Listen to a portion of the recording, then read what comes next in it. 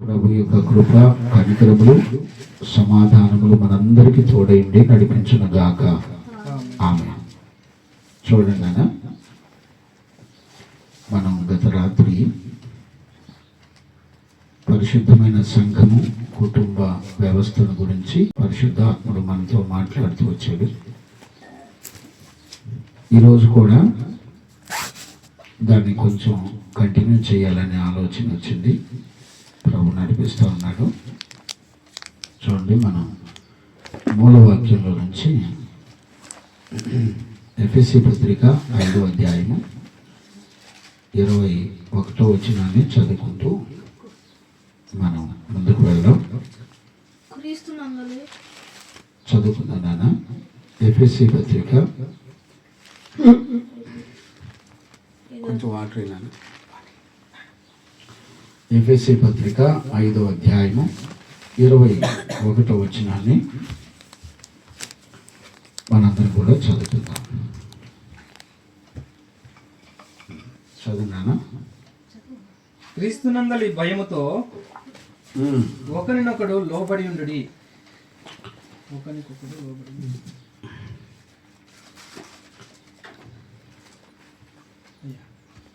Right.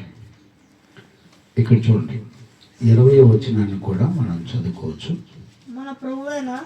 మన ప్రభు అయిన యేసుక్రీస్తు పేరట సమస్తమును గూర్చి తండ్రి అయిన దేవునికి ఎల్లప్పుడూ కృతజ్ఞతాస్తుతులు చెల్లించుచు క్రీస్తునందలి భయముతో ఒకరినొకడు లోబడి ఉండుడి.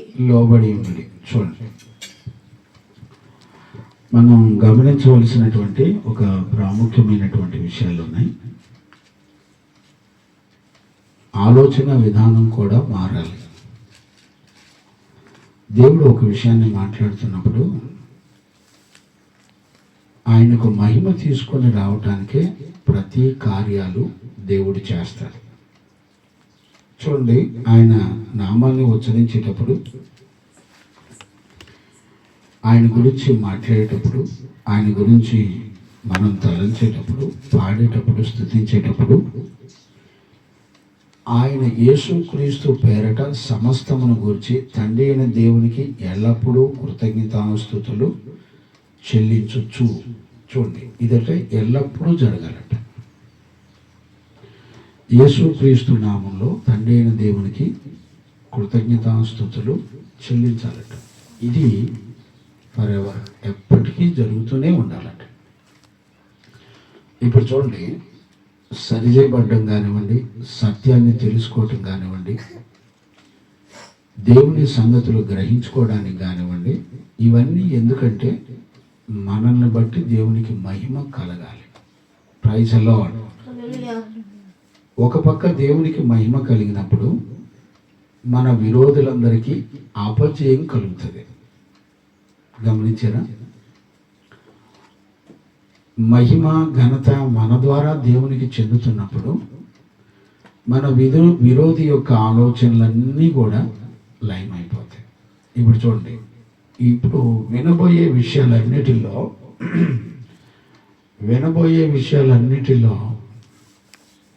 మనల్ని బట్టి మహిమ దేవునికి రావాలి. ఈ విషయాలు ఖచ్చితంగా గుర్తుపెట్టుకోకపోతే ఈరోజు చెప్పే వాక్యం అంతా అర్థం కాదు. మరలా చెప్తున్నాను, గుర్తుపెట్టుకోండి. నిన్ను బట్టి దేవునికి మహిమ రావాలి అంటే దాని అర్థం ఏంటంటే, నిన్ను నడిపిస్తున్న దేవుడు ఎలాంటి వాడో ప్రపంచానికి నీ ద్వారానే తెలియాలి. కుటుంబం ద్వారా లేకపోతే సంఘము ద్వారా దేవుడు తన శక్తి సామర్థ్యాల్ని బట్టబయలు చేస్తాడు. ఈ విషయం మరి ఎంతవరకు అర్థమవుతుందో నాకు తెలియదు. ఇది చాలా ప్రాముఖ్యమైనటువంటి విషయం. ఈ విషయంలో మన నిర్లక్ష్యం వలన దేవునికి అవమానం కూడా జరుగుతుంది. అందుకని ఆయన ఏమన్నాడంటే, మిమ్మల్ని బట్టి అన్యజనుల మధ్యలో నా నామం దూషించబడుతుంది అని అంటాడు. మనలకు మన ద్వారా దేవునికి మహిమ కలగవలసినటువంటి విషయాల్లో దేవునికి మహిమ రాకపోతే మొట్టమొదట మనకి శత్రువు దేవుడే అవుతాడు. ఇప్పుడు చూడండి, ఆ విషయాన్ని చెప్పిన తర్వాత ఏ విషయాన్ని 20వ వచనంలో తండ్రి అయిన దేవునికి ఎల్లప్పుడూ కృతజ్ఞతాస్తుతులు చెల్లించచ్చు అంటే ఏ రోజును కూడా నిన్ను బట్టి దేవునికి మహిమ రావాలే కానీ ఏమాత్రం కూడా విరోధంగా ఘనహీనత రాకూడదు. అందుకనే దేవునికి మహిమ రావడం కొరకు ఇప్పుడు 21వ వచనంలో ఏమని చెప్తారంటే, క్రీస్తు నందలి భయముతో ఒకరినొకరు లోబడి ఉండండి. భయముతోనే లోబడి ఉండాలి. ఇక్కడ భయపడడం అనే విషయాలు చాలా రకాలుగా ఉంటాయి. ఇక్కడ పరిశుద్ధ లేఖనంలో దేవునికి భయపడే జీవితం వేరు, లోకానికి భయపడే జీవితం వేరు. ఈరోజు మనం భయపడకుండా భక్తి చేయలేమా అంటే చేయలేం. భయపడకుండా ఒక కుటుంబ జీవితంలో, సంఘంలో దేవునికి భయపడకుండా ఏది కూడా చేయలేమనే సంగతి మనం గుర్తుపెట్టాలి. ఒకరినొకరు లోబడాలంటే దేవునికి భయపడాలి. ఈ విషయం వలన దేవునికి మహిమ కలుగుతుంది. ఆయనకు మహిమ తీసుకొచ్చే ప్రతి విషయంలో ఆయన మనకు తోడై ఉంటాడు, మనల్ని నడిపిస్తాడు. ఈ రోజుల్లో చాలా మందికి గ్రహింపు లేనిది ఏంటంటే, దేవునికి ఎందుకు భయపడాలి అనే విషయాలు తెలియదండి. ఎందుకు భయపడాలో తెలియదు. బైబిల్ చరిత్రలో చాలా విషయాలు ఉన్నాయండి. దేవునికి ఎందుకు భయపడాలనేటువంటి విషయాలు చాలా విషయాలు ఉన్నాయి. దేవునికి మహిమ కలుగును గాక. Praise the lord. హల్లెలూయా. ఈ రోజుల్లో దేవునికి ఎందుకు భయపడాలి అనేటువంటి విషయాలు చాలా మందికి తెలియదండి.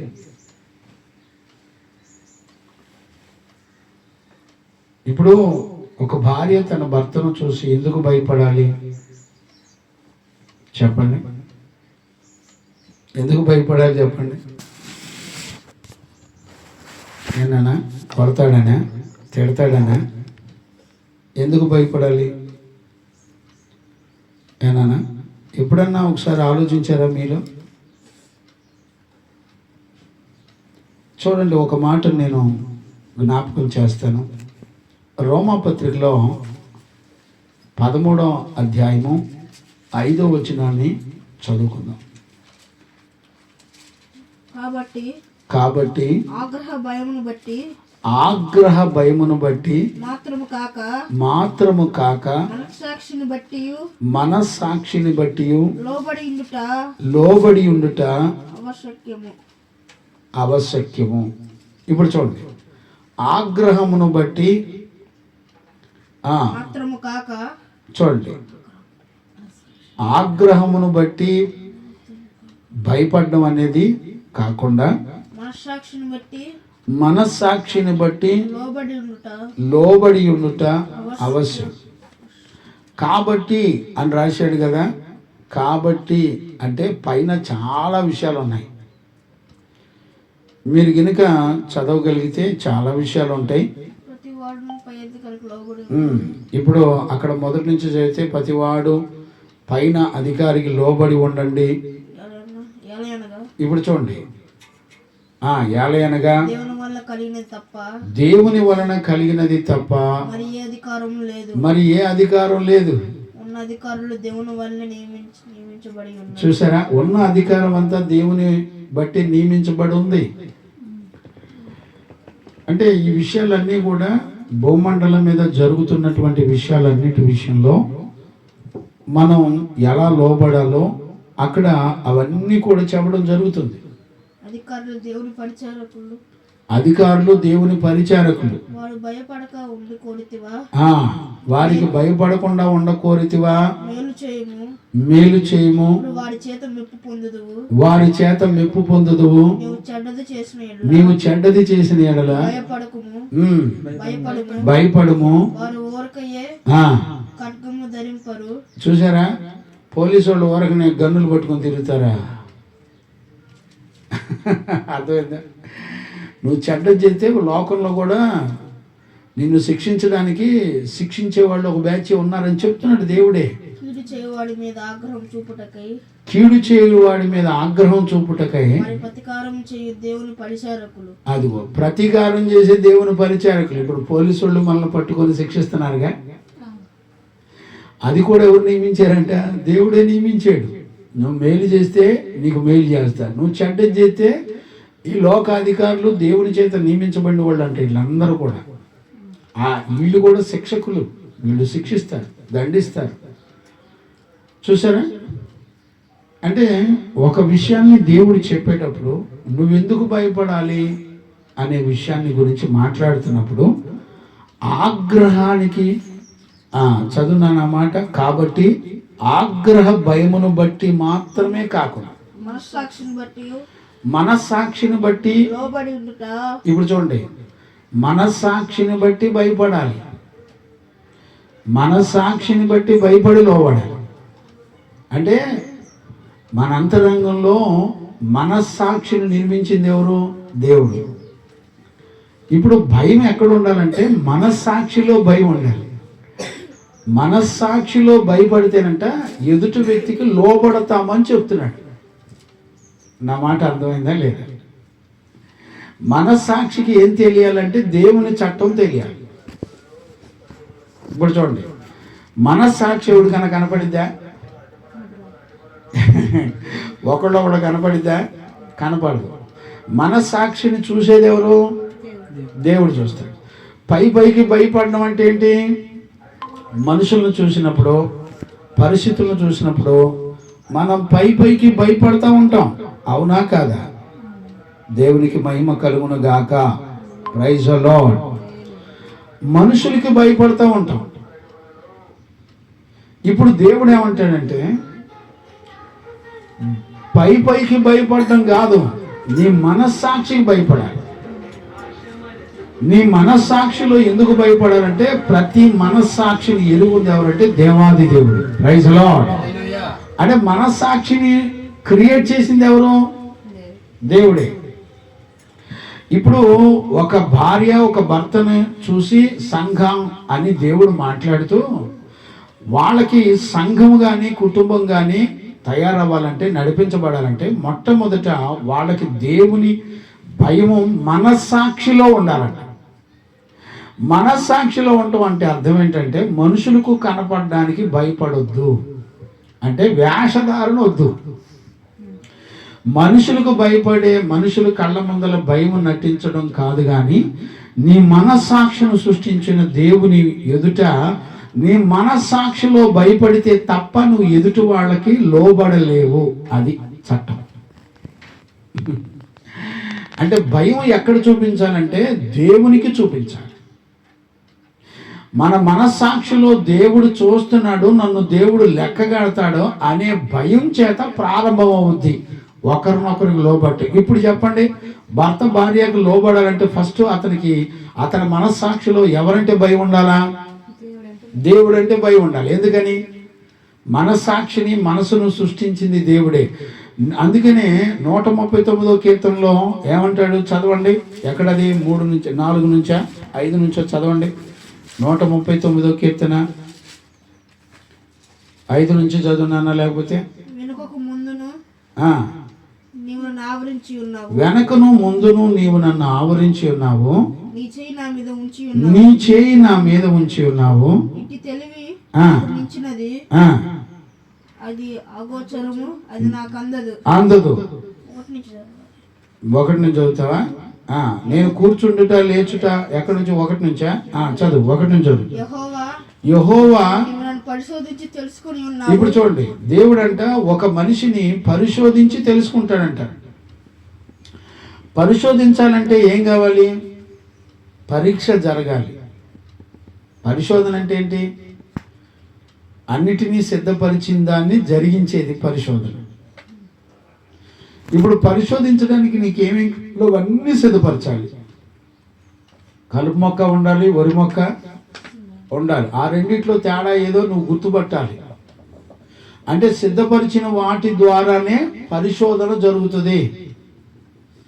అంటే దేవుని ఎదుట నిన్ను యోగ్యునిగా చేయాలంటే దేవుడు పరిశోధించేవాడని నువ్వు గుర్తుపెట్టుకోవాలి, పరీక్షించేవాడని నువ్వు గుర్తుపెట్టుకోవాలి. నీ భార్యను ఎదురుకు తీసుకొచ్చి నువ్వు ప్రేమిస్తున్నావా లేదా చూస్తాడు ఆయన.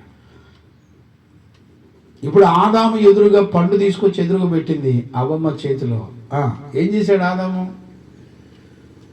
తన భార్యని కాపాడుకోవడానికి తన్ను తాను, అంటే దేవుని యొక్క చట్టం తెలిసి తన్ను తాను రిక్తునిగా చేసుకున్నాడు కాపాడుకోవడానికి.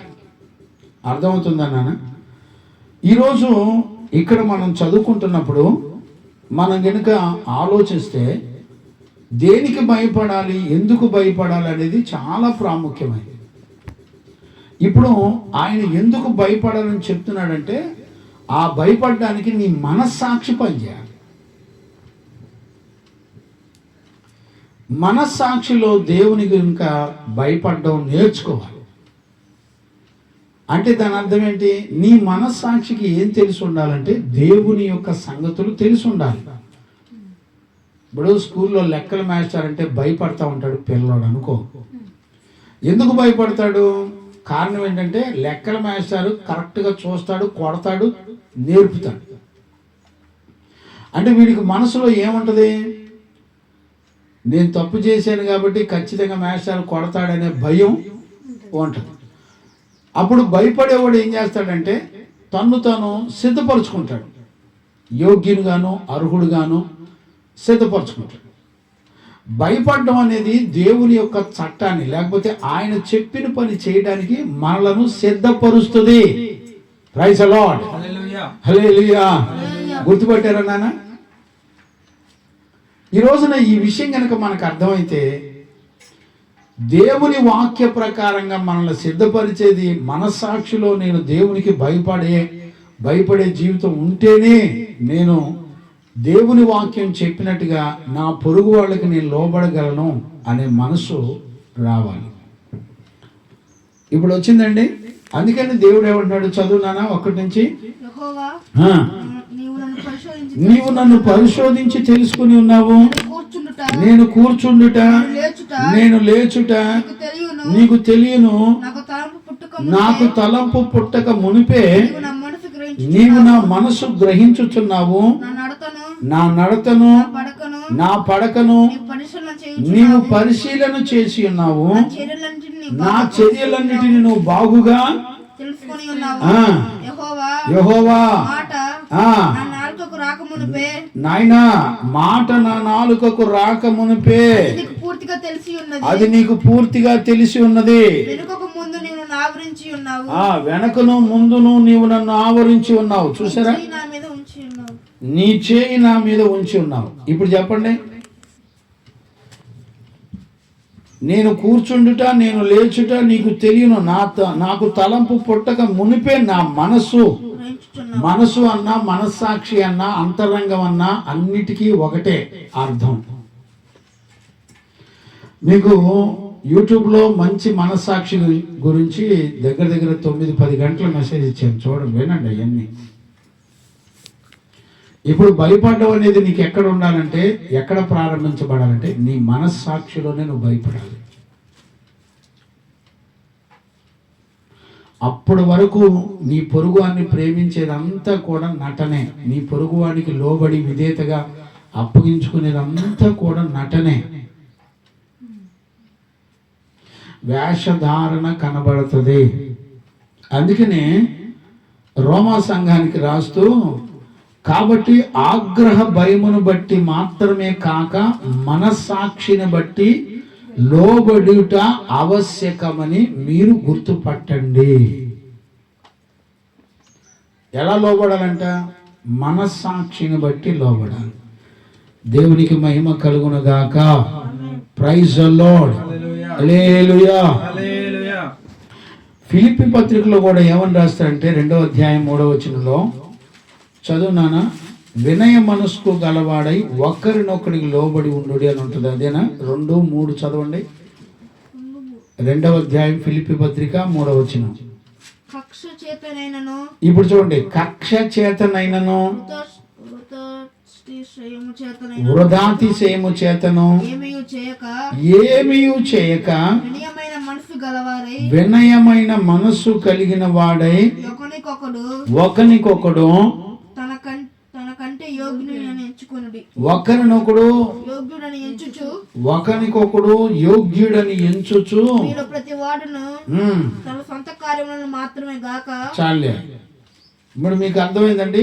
వినయ మనస్సు గలవాడై ఒకరినొకడు యోగ్యుడని ఎంచుకోండి. తనకంటే యోగ్యుడని ఎంచుచు. ఇప్పుడు చూడండి, వాక్యం నీకెప్పుడు ఎదుటివాడికి లోబడేటట్టు చేస్తుందంటే వాక్యం చెప్పింది నీకంటే నీ పొరుగువాడు యోగ్యుడు అని చెప్తుంది. అర్థమైందండి? నువ్వు దేవునికి భయపడినప్పుడు నీ పొరుగువాడు నీ తోటివాడు ఎవడో అతనికి ఏ విలువ ఉందో దేవుడు చెప్తాడు. అతని విలువ తెలియకుండా నువ్వు ఎన్నడూ లోబడలేవు. ఇప్పుడు ఒక ఎస్ఐ గారు ఉన్నారు, పోలీస్ ఆఫీసర్ ఉన్నారు. ఆయన పోలీస్ ఆఫీసర్ అని విలువ తెలిసి మనం లోబడతాం. ఇప్పుడు దేవుడికి నువ్వు ఎప్పుడు లోబడాలి? ఆయన ఎవరో తెలుసా నీకు? ఆయనకి ఎందుకు భయపడాలి? దేవునికి ఎందుకు భయపడాలో పరిశుద్ధ లేఖనాల్లో చక్కగా రాయబడి ఉంది. దేవునికి మహిమ కలుగును గాక. Praise the lord. చూడండి, మీరు చదువుతానంటే యెషయా పుస్తకం 8వ అధ్యాయం 13వ వచనం చదవండి. యెషయా పుస్తకం 8వ అధ్యాయం 13వ వచనం చదువునానా? సైన్యములకు అధిపతియగు యెహోవాయే పరిశుద్ధుడు అనుకొనుడి. మీరు భయపడవలసిన వాడు ఆయనే. ఆయన కోసమే ఆయన కోసమే మీరు దిగులు పడండి. అప్పుడు ఆయన నీకు దేవునికి మహిమ కలుగును గాక. ఇప్పుడు దేవునికి నువ్వు ఎందుకు భయపడాలో తెలుసా? ఆయన పరిశుద్ధుడు. పరిశుద్ధతకు భయపడాలి. అంటే భయం అనేది ఒక మనిషి జీవితంలో ఒక విలువను కనపరిచింది, చూపిస్తుంది.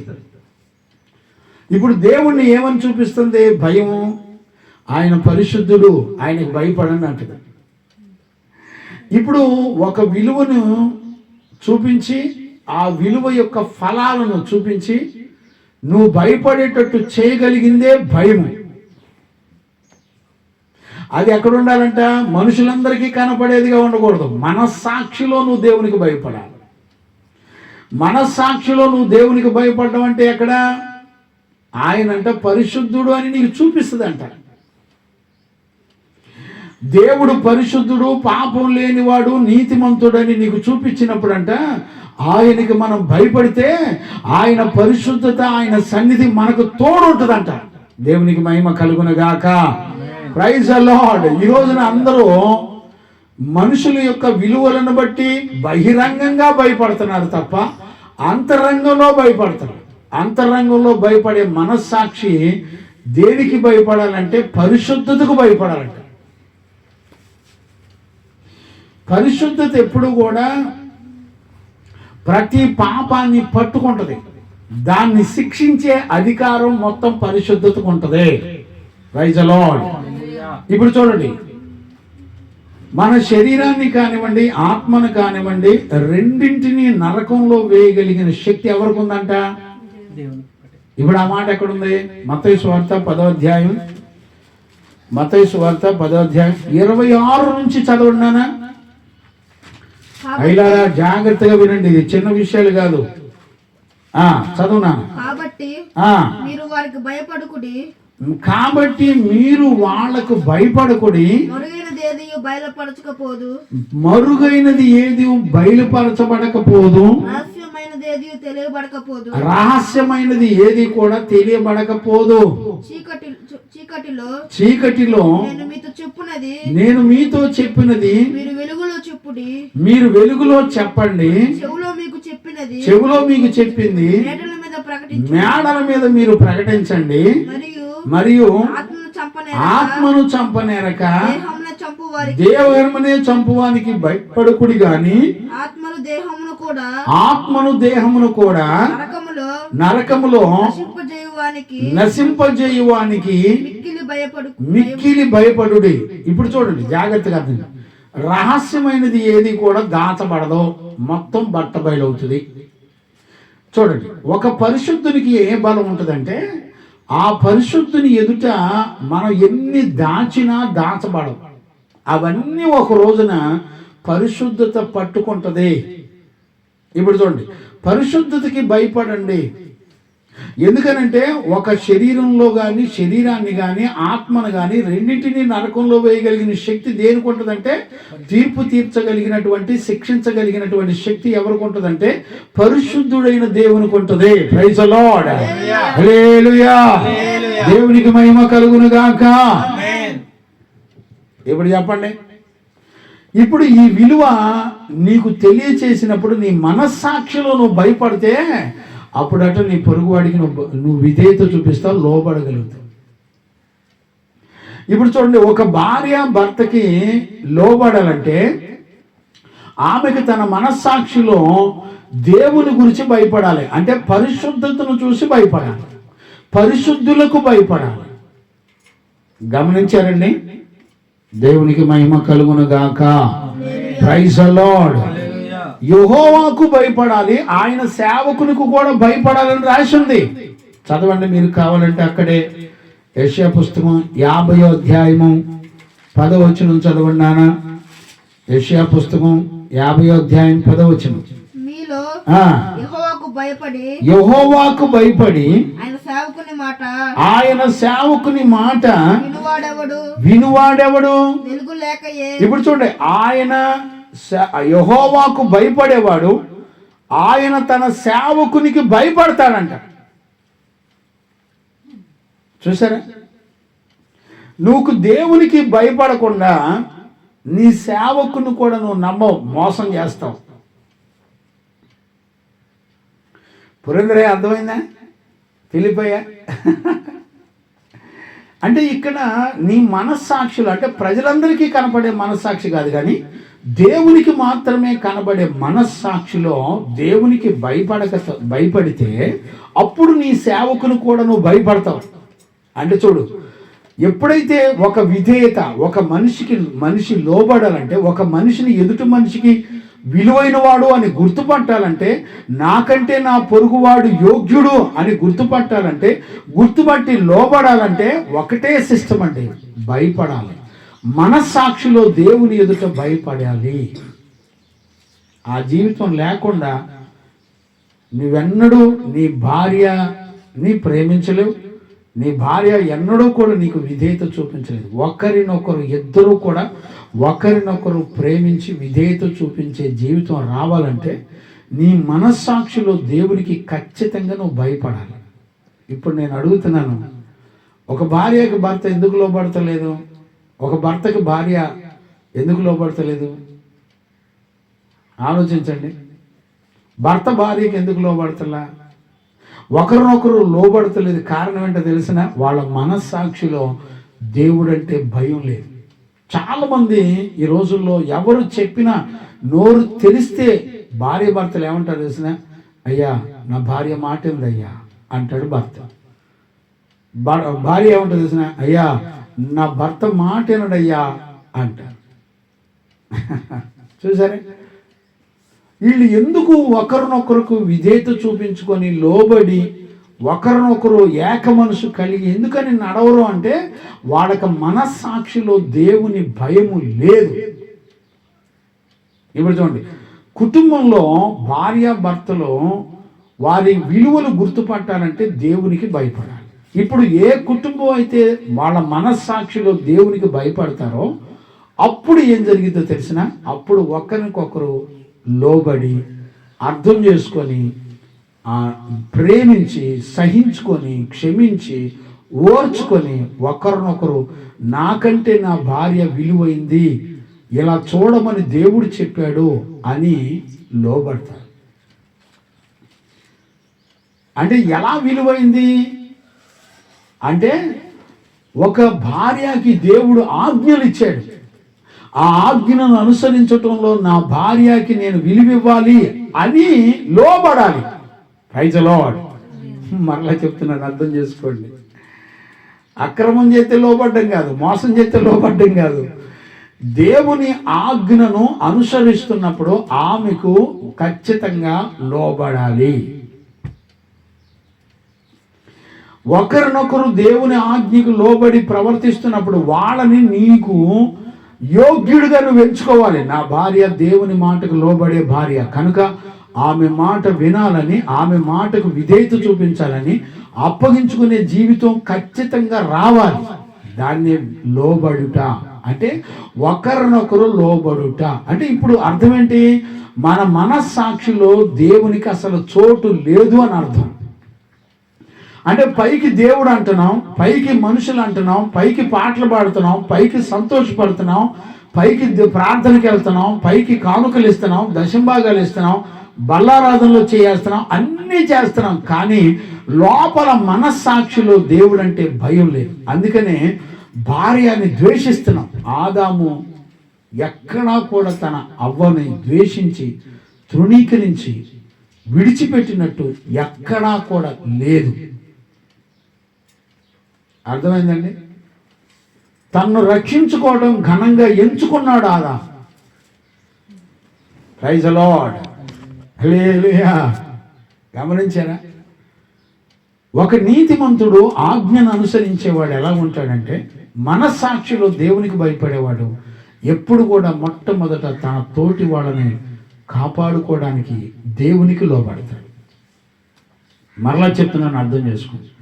తన పొరుగు వాళ్ళని కాపాడుకోవడానికి మొట్టమొదట ఆ వ్యక్తి దేవునికి లోబడతాడు. Praise the lord. ఇప్పుడు చాలా మంది ఏం చేస్తారు తెలిసిన, భర్త భార్యని కాపాడుకోవాలనుకోండి, మొదట దేవునికి లోబడ్డం, దేవుని ఆజ్ఞను అతిక్రమించి నా భార్య లోబడతలేదు, నా భార్య లోబడతలేదు అంటారు. మనం దేవుని ఆజ్ఞను అతిక్రమించి నా భర్త నాకు లోబడతలేదని చెప్తూ ఉంటాం. ఇదే ప్రమాదపూరితమైనది. అందుకని దేవుడు అంటాడు, బాబు మీరు భయపడండి. Praise the lord. ఎక్కడ భయపడాలంట? మనస్సాక్షిలో భయపడాలంట. ఎవరికి భయపడాలంట? పరిశుద్ధతకు భయపడాలంట. పరిశుద్ధుడైన దేవునికి భయపడితే తన సేవకులు కూడా భయపడతారు. ఈ రోజున పరిశుద్ధతకు విలువిచ్చి భయపడే జీవితం మనలో ప్రారంభం కాకపోతే విషయం ఏంటి చెప్పనా, ఆయన పరిశుద్ధత మనల్ని యాలదు. ఆయన పరిశుద్ధత మనల్ని పరిశుద్ధపరచదు. అర్థమవుతుందండి? దేవునికి మహిమ కలుగును గాక. Praise the lord. అందుకని చూడండి, యెషయా పుస్తకం 66:5లో కూడా చక్కటి మాట రాసి ఉంటుంది. చూడండి మీరు, యెషయా పుస్తకం 66:5. యెహోవా వాక్యమునకు భయపడువారులారా ఆయన మాట వినండి. మిమ్మల్ని ద్వేషించుచు నా నామమును బట్టి మిమ్మలను త్రోసివేయు మీ స్వజనులు మాకు కనబడినట్లు ఆమేన్. దేవునికి మహిమ కలుగును గాక. మన ప్రభు అయిన యేసయ్యకు మహిమ కలుగును గాక. చూసారా? యెహోవా వాక్యమునకు భయపడండి. వాక్యము పరిశుద్ధమైనది. ఆయన వాక్యము 7 సార్లు పుటము వేయబడింది. చూసారా? చిన్న మచ్చ డాగు కూడా లేనటువంటి స్వచ్ఛమైంది. వెండి బంగారముల కంటే కూడా ఆయన వాక్యము కోరదగినది. దేవునికి మహిమ కలుగును గాక. ఇప్పుడు చూడు, ఆయన వాక్యం పరిశుద్ధమైంది, ఆయన సేవకుడు మైనవాడు, యెహోవా పరిశుద్ధుడు, పరిశుద్ధతకి ఏం అధికారం ఉంటుందంటే తీర్పు తీర్చే అధికారం ఉంటుంది. పరిశుద్ధతకి ఏం అధికారం ఉంటుందంటే పరిశుద్ధత ఎప్పుడు కూడా ప్రతి పాపాన్ని పట్టుకునే సామర్థ్యం ఉంటుంది. దేవునికి మహిమ కలుగును గాక. దానిని శిక్షించేటువంటి అధికారం కూడా ఉంటది. Praise the lord, hallelujah. అందుకనే ఇప్పుడు మనం అపోస్తుల కార్యాలకు వచ్చినప్పుడు అపోస్తుల కార్యాల్లో అపోస్తులు చక్కగా చెప్తారు. చూడండి, అపోస్తుల కార్యాలు 10వ అధ్యాయం 35వ వచనాన్ని మనం చదువుకోవచ్చు. అపోస్తుల కార్యాలు ప్రతి జనములోను ఇప్పుడు చూడండి, జాగ్రత్తగా అర్థం చేసుకోండి. అపోస్తుల కార్యాలు 10వ అధ్యాయము 35వ వచనాన్ని చదువుకుందాం. ప్రతి జనములోను ఆయనకు భయపడి నీతిగా నడుచుకుని వారిని ఆయన అంగీకరించును. దేవుడు ఎప్పుడు అంగీకరిస్తాడు ఒక మనిషిని? ఆయన ఆలోచన ఎప్పుడు మన జీవితంలో నెరవేర్చిద్దంటే దేవుని చేత అంగీకరించబడినప్పుడు ఆయన ఉద్దేశాలన్నీ కూడా మనలో నెరవేర్చబడతాయి. అంటే మనం ఎవరెవరికి విధేయత చూపించాలో వాళ్ళకి విధేయత చూపిస్తాం, ఎవరికి భయపడాలో వాళ్ళకి భయపడతాం, మనం ఎలాంటి విశ్వాసం కలిగి ఉండాలో అలాంటి విశ్వాసాన్ని కలిగి ఉంటాం. అంటే దేవుడు మన పట్ల దేని గురించి ఆలోచన కలిగి ఉన్నాడో అవన్నీ మన జీవితంలో నెరవేరుతాయి. ఎప్పుడంటే ప్రతి జనములో ఆయనకు భయపడి నీతిగా నడుచుకుని వారిని ఆయన అంగీకరిస్తాడు. భయపడడం వేరు, నీతిగా అనుసరించడం వేరు. భయపడేవాడే నీతిని అనుసరిస్తాడు. అర్థమైందా? దేవుని భయం కనుక లేకపోతే ఏం జరిగిందో చెప్పనా? మన పితరుల జీవితంలో ఏం జరిగిందో తెలిసిన మీరు చూస్తారా? బైబిల్లో ఒక మాట నేను జ్ఞాపకం చేస్తాను, చదవండి. ఇదే రోమాపత్రికలో చదవండి నాన్న. 10వ అధ్యాయం 3వ వచనం నుంచి చదవండి. 10:3 చదువు. ఏలయనగా వారు దేవుని నీతి ఎరుగక, చూడండి, వాళ్ళు దేవుని నీతిని ఎరుగక తమ స్వనీతిని స్థాపింపబూనుకొనుచు దేవుని నీతికి లోబడలేదు. చూడండి, నీతి అనేది అంటే లోబడేదంట. గమనించారా? ఇప్పుడు లోబడటం అనేది దేవుడు మనకు అనుగ్రహించేటువంటి, చూసారా, అంగీకరించి నీతిగా నడిచేటువంటి జీవితం. లోబడ్డం అనేది ఏంటంట? నీతి. నానా, మీరు జ్ఞానంగా అర్థం చేసుకోవాలి. లోబడ్డం అంటే ఏంటి? దేవుని నీతి. ఇప్పుడు ఆ నీతి అంట నువ్వు కనుక జరిగించకపోతే నీకు స్వనీతి వచ్చేస్తుంది, అంటే సొంత నీతి వచ్చేస్తుంది. వాళ్ళు దేవుని నీతిని ఎరగలేదంటే ఏంటి? ఒకరినొకరు లోబడలా. దేవుని నీతిని ఎరగకుండా ఉన్న ప్రతివాడు, అంటే దేవునికి భయపడిన ప్రతివాడు తన సొంత నీతిని, అంటే ఇప్పుడు నీ భార్య మంచిగా చికెన్ మటన్ వండి పెట్టింది అనుకో, ప్రేమిస్తావు. కొంచెం ఉప్పు తేడా చేసింది అనుకో, ఎర్ర కొట్టి మడత పెట్టేస్తావు. అంటే ఇదంతా ఏంటి? సొంత నీతి. దేవుని నీతి ఏమంటది బాబు? దేవుని నీతి ఏమంటది అంటే నీ భార్య నా ఆజ్ఞలు గైకొని నడుస్తుంది, నీకంటే యోగ్యురాలు అనేటువంటి ప్రతివాడు తన పొరుగువాన్ని యోగ్యునిగా ఎంచుకునేటువంటి భయపడేటువంటి జీవితాన్ని దేవుడు మనకిస్తాడు. చూడు, దేవునికి భయపడుతున్నప్పుడు వచ్చే ఆశీర్వాదాలు నీ పొరుగువాన్ని యోగ్యునిగా ఎంచుకొని విధేయతతో లోబడే మనసు ఇస్తుంది. ఇప్పుడు అసలు వాక్యాన్ని సత్యాన్ని బోధించే సేవకునికే లోబడుతున్నారు. ఇంకా భర్త భార్యకి ఏం లోబడతారు? భార్య భర్తకి ఏం లోబడుతున్నారు చెప్పండి? దేవుడు సంఘముతో పోల్చాడంటే కుటుంబ జీవితాన్ని చిన్న విషయాలు కాదండి, ఎంత తొవ్వితే అంత బయటకు వస్తుందండి. మీకు ఊహకంద. నేనైతే 1 సంవత్సరం చెప్తాను ఈ టాపిక్. తరగని విషయాలు ఉన్నాయండి.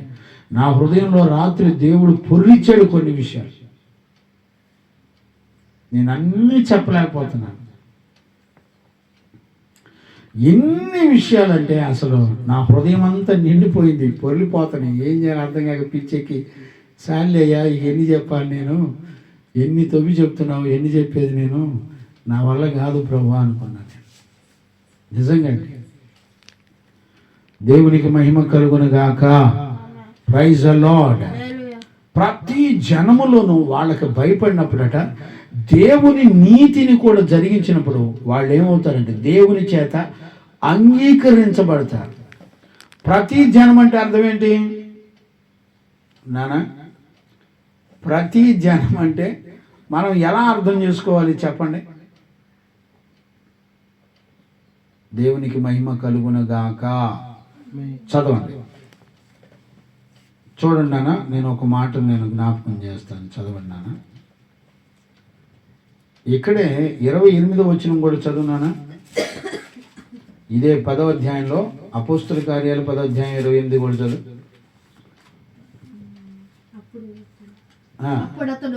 అప్పుడు అతడు అన్య జాతి వానితో సహవాసము చేయుట అయినను అట్టి వానిని ఆయనను యూదునికి ధర్మము కాదని మీకు తెలియను. అయితే ఏ మనుషుడును నిషేధింపదగిన వాడని అయినను అపవిత్రుడని అయినను చెప్పకూడదని దేవుడు నాకు చూపించున్నాడు. కాబట్టి నన్ను పిలిచినప్పుడు అడ్డమేమీ చెప్పక వచ్చితిని గనుక ఎందు నిమిత్తము నన్ను పిలిచితురో దానిని గూర్చి అడుగుచున్న వానితో చెప్పాను. అందుకు కొర్నేలి 4 దినముల కిందట దేవునికి మహిమ. ఇవన్నీ మనకు తెలుసండి. ఇప్పుడు పేతురు చూడండి, అన్ని జనులు కదా, ముట్టకూడదు కదా అనేటువంటి పరిస్థితుల్లో నుంచి ఇప్పుడు ఏమని చెప్తున్నాడంటే చూడండి, అయితే ఏ మనుషుడు నిషేధింపదగిన వాడని అయినను అపవిత్రుడని అయినను చెప్పకూడదని దేవుడు నాకు చూపించాడు. పేతురు ఖచ్చితంగా చెప్తున్నాడు, దేవుడు పక్షపాతి కాదని నిజముగా గ్రహించుచున్నాను. దేవునికి మహిమ కలుగునుగాక. Praise the lord. ఇప్పుడు మనం అర్థం చేసుకోవాల్సింది ఏంటి? ఇక్కడ ఏ మనిషిని కూడా తక్కువగా చూపుతో చూడకుండా తృణీకరించకూడదు. దేవుడు ఎవరిని తృణీకరించొద్దని చెప్పేశాడు. అందుకని దైవజనుడు ఏ ఆత్మని ఎంత బాధ పెట్టినా, ఏ మనుషుడు ఎంత తిరుగుబాటు చేసి గాయపరిచినా, ఎక్కడా కూడా సేవకుడు కానీ దేవుడు కానీ ఏ వ్యక్తిని తృణీకరించాల. అతన్ని ఘనంగానే ఎంచుకున్నాడు దేవుడు. ఎందుకు ఘనంగా ఎంచుకున్నాడంటే అతనిని రక్షించవలసినటువంటి బాధ్యత మన మీద ఉంది కాబట్టి, మన పొరుగు వారిని రక్షించవలసిన బాధ్యత మన మీద ఉంది కాబట్టి ఎవరిని కూడా తృణీకరించడానికి, తక్కువ చూపు చూడడానికి వీలు లేదు. అందుకనే దేవుడు ఆ వ్యక్తికి రక్షణ ఇచ్చాడు అని గుర్తుపెట్టుకున్నప్పుడు మనం ఒకరినొకరు విలువను ఇస్తాం. మరలా చెప్తున్నాను, గుర్తుపెట్టుకో. ఇప్పుడు నీ ఎదురుగా ఒక బిడ్డ తిరుగుబాటు చేస్తున్నాడు అనుకోండి, అతన్ని మనకంటే ఘనంగా ఎందుకు ఎంచుకోవాలి? ఎవరికి అర్థం కాదు. ఎందుకు ఎంచుకోవాలంటే అతనికి దేవుడు సిద్ధపరిచిన రక్షణ ఆల్రెడీ ఉంది. చప్పట్లు కొట్టి గట్టిగా దేవునికి మహిమ కలుగునుగాక. Praise the lord. హల్లెలూయా. అతనికి దేవుడు సిద్ధపరిచిన రక్షణ, అతడు దేవుని మీద కనికరపడిన కృపను గురించి మనం ఆలోచించినప్పుడు ఎదుటి వ్యక్తికి మనం విలువ ఇవ్వాలి. ఎందుకంటే ఒకవేళ నీకంటే ముందర అతను కనికరించబడితే, అతను పశ్చాత్తాపడి తన బ్రతుకు మార్చుకుంటే, అందుకని యోగ్యుడిగా ఎంచుకోవాలి. నీ పొరుగువాడిని ఎందుకు యోగ్యుడిగా ఎంచుకోవాలి అనేది మనం ఖచ్చితంగా గుర్తుపట్టాలి. అందుకనే ఎవరి మీద అలగటం కానీ, ద్వేషించడం కానీ, కక్షలు కానీ, విభేదాలు కానీ ఏది పెట్టుకోరంట నీతిమంతుడు, పరిశుద్ధుడు.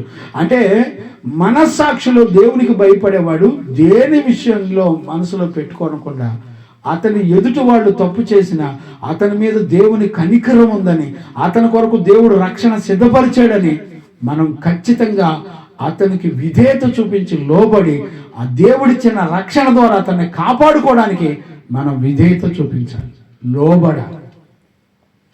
ఇప్పుడు రక్షణ నిమిత్తం ఒకళ్ళొకళ్ళు లోబడే వాళ్ళు ఉన్నారండి?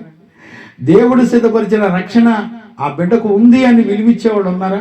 ఒకళ్ళకంటే ఒకళ్ళు యోగ్యులు ఎందుకు అనేది మనం గుర్తుపట్టాలి. ఎందుకు యోగ్యులు అంటే దేవుడు అతని కొరకు ప్రాణం పెట్టాడు. Praise the lord.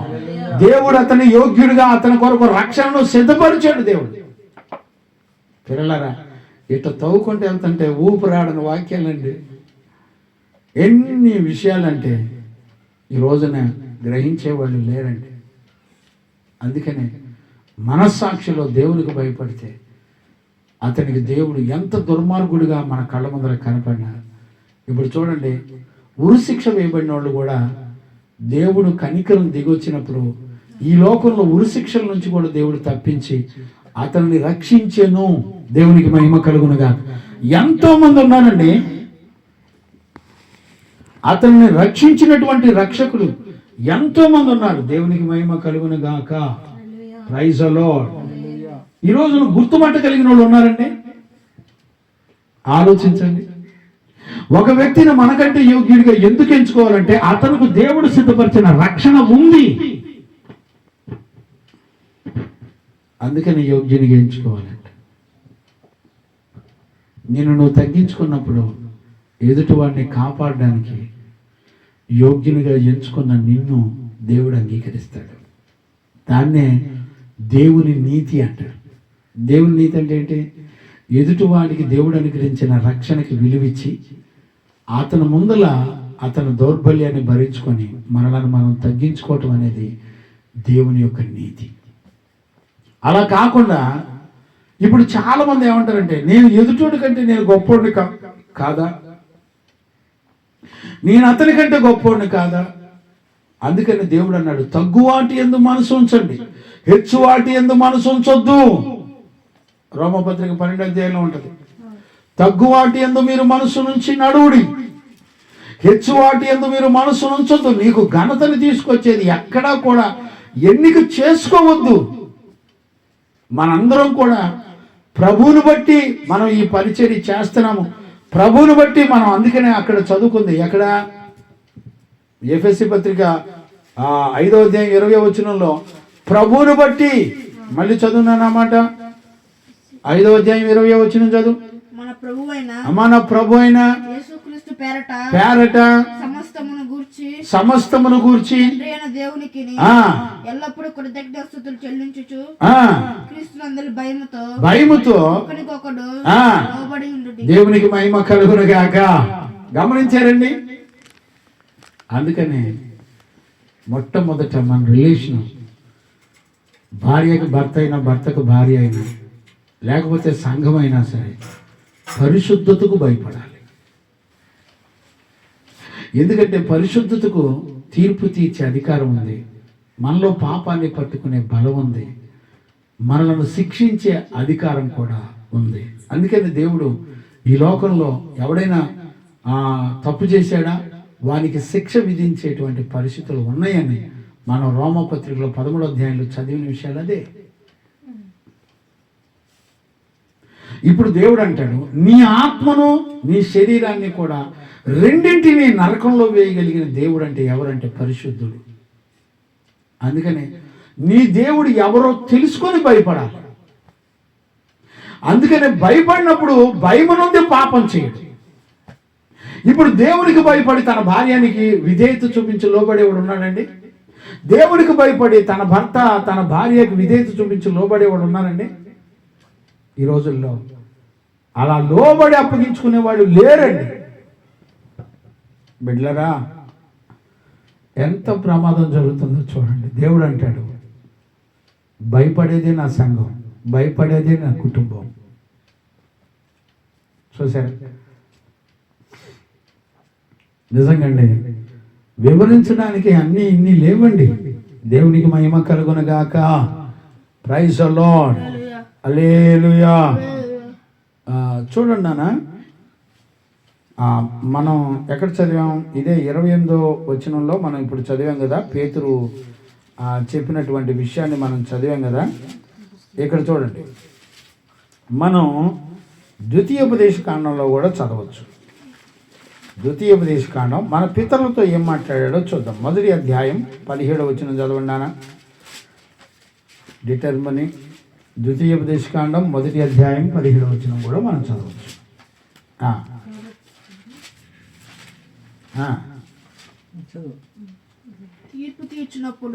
తీర్పు తీర్చున్నప్పుడు అల్పుల సంగతియే గాని గనుల సంగతియే గాని పక్షపాతము లేకుండా న్యాయపు తీర్పు దేవునిదే. చూడండి, అంతిమమైనటువంటి న్యాయపు తీర్పు ఎవరిదంట? దేవునిదే. అంటే పరిశుద్ధతకు ఉంటుంది. అందుకనే పేతురుని దేవుడు ఏమనంటే, పేతురు నువ్వు దేన్ని బంధిస్తావో అది నేను బంధిస్తా, దేన్ని నువ్వు క్షమించి విడిపిస్తావో దాన్ని నేను క్షమించి విడిపిస్తా. అందుకనే దైవజనులకు ఖచ్చితంగా మీరు పరిశుద్ధతకు, పరిశుద్ధులైన దైవజనులకి ఖచ్చితంగా మీరు లోబడాలి.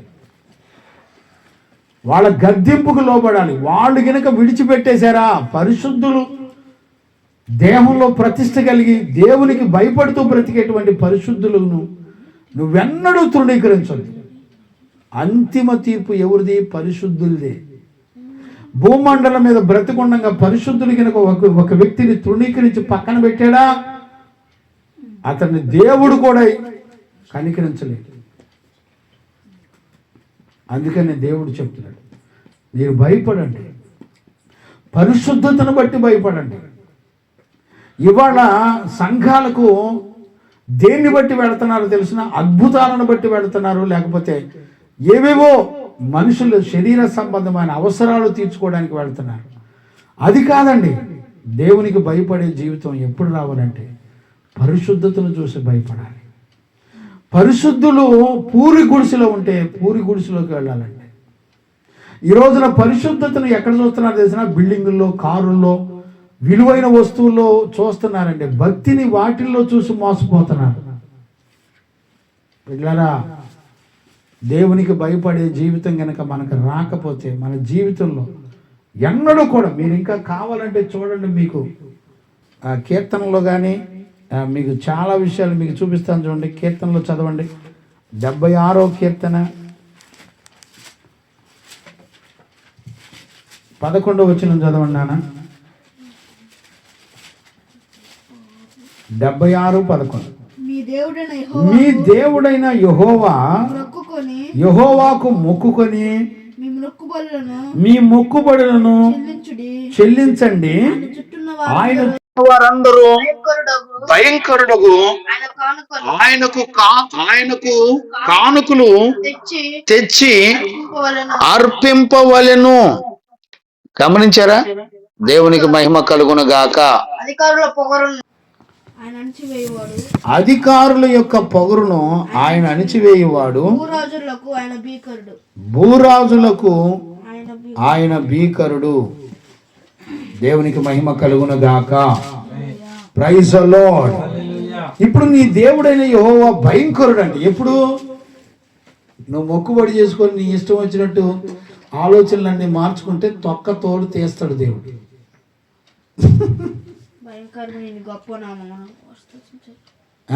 ఎక్కడది? కీర్తనలు 99:3. కీర్తనల పుస్తకం 99:3 కూడా చదవండి ఆయన. భయంకరమైన నీ గొప్ప నామమును వారు స్తుతించెదరు. ఏ నామం అంటే ఇది? యెహోవా పరిశుద్ధుడు. చూసావా? పరిశుద్ధుడు యెహోవా అనేదే ఒక భయంకరమైన నామం. ఎందుకు తెలిసిన? అన్నిటినీ తీర్పు తీర్చగలిగింది అదే. ఎవడన్నా ఆలోచించేవాడు ఉన్నాడండి? పరిశుద్ధతకు భయపడేవాడు లేరు. ఏమండి? అందుకనే పరిశుద్ధులకి చిన్న మొక్కుబడి చేసుకొని నువ్వు తీర్చకపోతే ఆయన చాలా భయంకరుడు అని రాశాడు. అంతేకాదు, ఆయనకి ఇవ్వవలసినటువంటి కానుకలు కూడా ఇవ్వకపోతే ఆయన చాలా భయంకరుడు. చిన్న చిన్న విషయాలే, కానీ ఆయన విలువ ఎంతదంటే ఆ చిన్న విషయాలు కూడా తీర్పు తీర్చే పరిశుద్ధుడు ఆయన. ఇంకా మీరు చూడాలంటే 89:7 కూడా చూడండి నాన్న. 89:7. పరిశుద్ధుల దూతల సభలో ఆయన మిక్కిలి భీకరుడు, తన చుట్టూనున్న వారందరికంటే భయంకరుడు. చూడు, పరిశుద్ధుల దూతల సభలో కూడా ఆయన ఎలాంటి వాడంట అంటే పరలోకమందు ఆయనను నిత్యము స్తుతించేటువంటి పరిశుద్ధులైన దేవదూతలకు కూడా తీర్పు తీర్చేటువంటి పరిశుద్ధుడు ఆయన. చిన్నోడు కాదు. అందుకు నువ్వు భయపడాలి. ఇటు పరలోకానికి భూమి మీద ఎలాంటి వారికైనా తీర్పు తీర్చి శిక్ష వేయగలిగినటువంటి దేవుడని భయపడేవాడు ఉన్నారండి. వాళ్ళ పరలోకంలో నిత్యము దేవదూతలు స్తుతిస్తున్నా కూడా వాళ్ళు కూడా భయపడేటువంటి దేవుడు ఆయన. ఎందుకనంటే ఆయన పరిశుద్ధుడు. భయపడినట్లు నా హృదయంలో ఏకదృష్టి కలుగజేయము. ప్రభువా, దావీదు అడుగుకుంటున్నాడు ఏమని? నీ నామమునకు భయపడినట్లుగా నా హృదయములో ఏకదృష్టి కలుగజేయము. ఎక్కడది? కీర్తనలు 86 80 కీర్తనలు 86 11. యెహోవా నేను నీ సత్యమును అనుసరించి నడుచుకున్నట్లు మార్గములను నాకు బోధింపుము. నీ నామమునకు భయపడినట్లుగా నా హృదయమునకు ఏకదృష్టి కలుగజేయము. ఇవన్నీ ఎందుకు చెప్తున్నాను చెప్పండి? దేవునికి భయపడకుండా భర్తకు భార్య కానీ, భార్యకు భర్త కానీ, లేకపోతే పిల్లల తల్లిదండ్రులు కానీ, తల్లిదండ్రుల పిల్లలకు కానీ, ఆ బంధువులు చుట్టాలకు కానీ, చుట్టాలకు బంధువులు కానీ ఎవరికెవడో లోబడడో. ఫస్ట్ నీ దేవునికి భయపడి నీ మనస్సాక్షిలో భయపడినప్పుడు నీ పొరుగువాడికి చక్కగా విధేయత చూపించి వాళ్ళ విషయంలో, నీ పొరుగువారి విషయంలో దేవుని యొక్క రక్షణ ఉందని, వాళ్ళు మనకంటే యోగ్యులని మనము విలువిచ్చి లోబడాలి.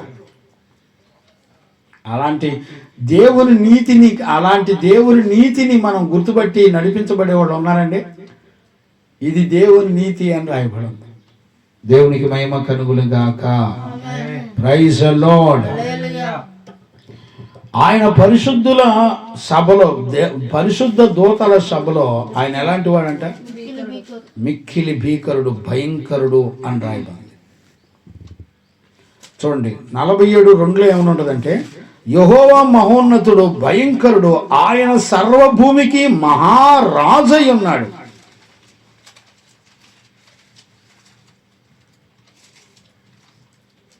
చదవండి 76:7 కూడా చదవండి. నీవే భయంకరుడవు, నీవు కోపపడి వేళ నీ సన్నిధిని నిలవగలిగిన వాడెవడు? చూసారా, ఆయన గనక కోపడితే ఆయన సన్నిధిలో నిలబడగలిగిన వాడు కూడా ఎవడో లేడు. దేవునికి మహిమ కలుగును గాక. Praise the lord. అందుకనే మన ఇశ్రాయేలు ప్రజలందరినీ ఆ ఐగుప్తు నుంచి విడిపించిన తర్వాత ఆయన తను తాను పరిచయం చేసుకున్నాడు. ద్వితీయోపదేశకాండం 1వ అధ్యాయంలో, 3వ అధ్యాయంలో, 4వ అధ్యాయంలో, 6లో అనేక చోట్ల ఉంది. చూడండి 7వ అధ్యాయం 21 చదవండి.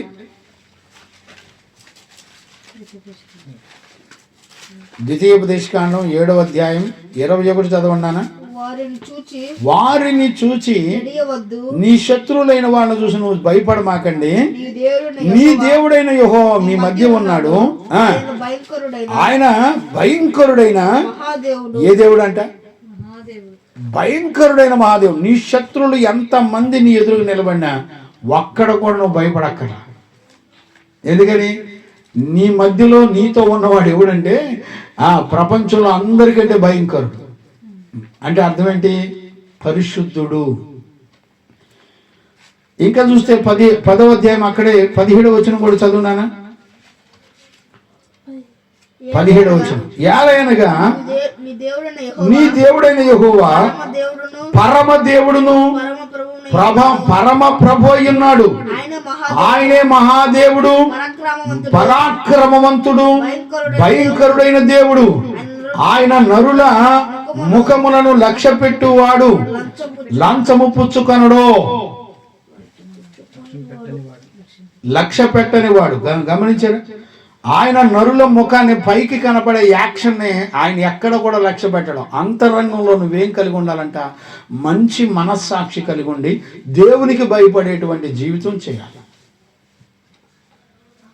అర్థమైందా? మనుషులు ముఖాన్ని వేషాన్ని చూసి నటననే గుర్తుపట్టలేని దేవుడు కాదు ఆయన.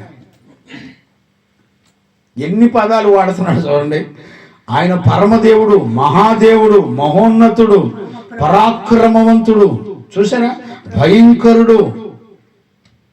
ఆయన లంచం పుచ్చుకొని న్యాయాన్ని మార్చేసే దేవుడు కాదు. అందుకనే తూచా తప్పకుండా ప్రతి వానికి వాని క్రియల చొప్పున ఆయన జీతం ఇచ్చేటువంటి దేవుడు. దేవునికి మహిమ కలుగును గాక. Praise the lord. అలాంటి దేవుడు మన మధ్యలోకి ఎలా వచ్చి విధేయత చూపించాడు తెలిసిన, లోబడి అప్పగించుకున్నాడు తెలిసిన, శిలువ శ్రమలు పొందినంతగా. ఆ మాట చదవండి, 2:8 చదివిన, ఫిలిప్పీ 2:8. మరియు ఆయన ఆకారమందు మనుషుడిగా కనపడి మరణము పొందినంతగా, అనగా శిలువ మరణము పొందినంతగా విధేయత చూపించిన వాడై తన్ను తాను తగ్గించుకొనినో. చూసారా, ఆయన విధేయత చూపించి తగ్గించుకుంటే మనందరం రక్షించబడ్డాం. దేవునికి మహిమ కలుగును గాక. అర్థమైందండి? ఒకరినొకరు లోబడటం అంటే ఏంటి? అర్థమవుతుందండి. తన పొరుగువానికి దేవుడు అనుగ్రహించిన రక్షణ విషయంలో మనం ఒకరినొకరు లోబడాలి. Praise the lord. Hallelujah. Time ఎంత అయిందయ్యా? 10 నిమిషాలు తక్కువ, 12. దేవునికి మహిమ కలుగును గాక. Praise the lord. హల్లెలూయా. అందుకనే ఇంకా అసలు మ్యాటర్లోకి వెళ్ళలేదు నేను, అందుకే చూస్తున్నాను. దేవునికి మహిమ కలుగును గాక. Praise the lord. ఇప్పుడు చూడండి, భయం అనేది ఎలాంటి పరిశుద్ధతను మనకి ఇచ్చిద్దో కొరింథీ సంఘానికి అపోస్తలుడైన పౌలు చెప్తాడండి. భలే మంచి మాట, మీకు అన్నీ తెలిసినయే. ఆ మాట నేను చూపిస్తాను, చూడండి నాన్న, చదవండి నాన్న. ఆ 2వ కొరింథీ పుస్తకం 7వ అధ్యాయం 1వ వచనం చదవండి నాన్న. మనకి వాగ్దానములు ఉన్నవి గనుక దేవుని భయముతో. ఇప్పుడు చూడండి, వాగ్దానాలు ఉన్నాయి కాబట్టి దేవుని భయముతో పరిశుద్ధతను సంపూర్తి చేసుకొనుచు శరీరమునకును ఆత్మకును కలిగిన సమస్త కల్మషము నుండి మనలను పవిత్రులుగా చేసుకొందుము. గమనించారండి ప్రియులారా, మనకి వాగ్దానములు ఉన్నవి గనుక దేవుని భయముతో పరిశుద్ధతను సంపూర్తి చేసుకొనుచు అంటే కంటిన్యూస్ టెన్స్, అంటే ప్రతి దినము పరిశుద్ధతకు భయపడాలి. ప్రతి దినము దేవునికి భయపడితే ఆ భయము మనలను పవిత్రులుగా చేసింది, పరిశుద్ధులుగా చేసింది. అంటే పాపం జోలికి వెళ్ళనివ్వదండి. ఇప్పుడు నేను అడుగుతున్నాను, మనస్సాక్షిలో దేవునికి భయపడే జీవితం కొరకు ఎవరు ఎన్ని రోజులు ఉపవాసం ప్రార్థన చేసి ఉంటారు చెప్పండి? ఏది అవసరమో దానికోసం ఉపవాసం ఉండి బతిలాడుకొని సంపాదించుకోవడం తెలియదండి. ఇప్పుడు పిల్లల్ని అడగండి, వాళ్ళకి సైకిల్ కొనియాలని ఉపవాసం ఉంటారా? ఉపవాసం ఉంటారు, అలుగుతారు. నేను అన్నం తిన్నా, నాకు సైకిల్ కావాలని అడుగుతారు, ఐస్ క్రీమ్ కావాలని అడుగుతారు. చూసారా? మరి దేవుని పిల్లలు దేనికోసం ఏడవాలి? ఇవాళ దేనికోసం ఎడుతున్నారు? ఉద్యోగాల కోసం ఎడుతున్నారు, క్షయమైపోయే వాటి కోసం ఎడుతున్నారు, ఉద్యోగాల కోసం, చదువుల కోసం, పెళ్లిళ్ళ కోసం, బిల్డింగ్ల కోసం, అప్పుల కోసం, వడ్డీల కోసం, ఆస్తుల కోసం ప్రార్థనలు చేస్తున్నారు. కానీ నా మనస్సాక్షిలో ప్రభువా నీకు భయపడకపోతే నేను నా భార్యనే ప్రేమించలేనయ్యా, విధేయత చూపించలేనయ్యా, ఒకరినొకరు లోబడలేమయ్యా, దేవుడు ప్రతి బిడ్డకి రక్షణ ఇచ్చాడనే విలువను, నాకంటే ఎక్కువ విలువను నేను కొలవలేనయ్యా. భయపడేవాళ్ళు ఉన్నారండి. వాళ్ళ ఒక అద్భుతమైన మాట అండి. ఈ మాట అంటాడు, భయపడినప్పుడు పరిశుద్ధతను మనం సంపూర్తి చేసుకుంటామంట. ఎంత అద్భుతమైనటువంటి మాట అండి. చూడండి నాన్న, ఒక మాట నేను జ్ఞాపకం చేస్తాను. హెబ్రీ పత్రిక 6వ అధ్యాయం 1-2 వచనాలు చదవండి నాన్న. కాబట్టి నిర్జీవ క్రియలను విడిచిపెట్టి మారు మనసు పొందుటయు దేవుని యందలి విశ్వాసమును బాప్తిసమును గూర్చినటువంటి బోధయు హస్త నిక్షేపమును మృతుల పునరుద్ధానమును పునాది మరలా వేయక క్రీస్తును గూర్చిన ఆ మూలోపదేశము మూల ఉపదేశములు మాని మాని సంపూర్ణ మగుటకు అది సంపూర్ణుల మగుటకు సాగిపోదుము. చూసారా, క్రీస్తునందు సంపూర్ణులమై పరిశుద్ధులమై ఉండటానికి ఆగిపోకుండా సాగిపోదాం అని రాస్తారు. చూసారండి, ఎలా సాగిపోవాలంట? నిర్జీవ క్రియలు వదిలిపెట్టాలంట, మారు మనసు పొందాలంట, దేవుని యందలి విశ్వాసం ఉంచాలంట, ఆయన ఇచ్చిన పరిశుద్ధత విషయంలోను, పరిశుద్ధుల హస్త నిక్షేపణ విషయంలోను, మృతుల పునరుద్ధాన విషయంలోను నిత్యమైన తీర్పు పునాది అనే తీర్పు పునాది వేయక క్రీస్తును గూర్చినటువంటి మూలోపదేశము మాని సంపూర్ణ మగుటకు సాగిపోదుము. దేవుడు సెలవిచ్చిన ఎడల మనమాలాగున చేయుదుము. ఒకసారి వెలిగింపబడి పరలోక సంబంధమైన వరములను రుచి చూచి పరిశుద్ధాత్మలో పాలివారై దేవుని దివ్య వాక్యమును రాబో యుగ సంబంధమైన శక్తుల ప్రభావమును అనుభవించిన తర్వాత తప్పిపోయిన వారు మరలా తమ విషయములో దేవుని కుమారుని మరలా సిలువ వేయచ్చు బాహాటముగా అవమానపరుచుతున్నారు గనుక మారు మనసు పొందినట్లు అట్టి వారిని మరలా నూతన పరచుట అసాధ్యము. దేవునికి గనక భయపడి మనం మారు మనసు విషయంలో, విశ్వాస విషయంలో, దేవుడిచ్చిన వాగ్దానాల విషయంలో పరిశుద్ధతను సంపూర్ణం చేసుకోనకపోతే మాత్రం ఏమాత్రం కూడా మనం యోగ్యులుగా ఎంచబడలేమో అనేటువంటి సత్యాన్ని ఖచ్చితంగా మనందరం కూడా గుర్తుపట్టాలి. దేవునికి మహిమ కలుగును గాక. Praise the lord. చూడండి, పరిశుద్ధతను సంపూర్తి చేసుకుంటూ శరీరమునకు ఆత్మకు కలిగిన సమస్త కల్మషము నుండి మనలను పవిత్రులుగా చేసుకుంటూ. చూసారండి, దేవుని భయం అనేది శరీరంలోనంటే ఆత్మకును శరీరానికి పట్టిన కల్మషం మొత్తం పవిత్రం చేసిందంట.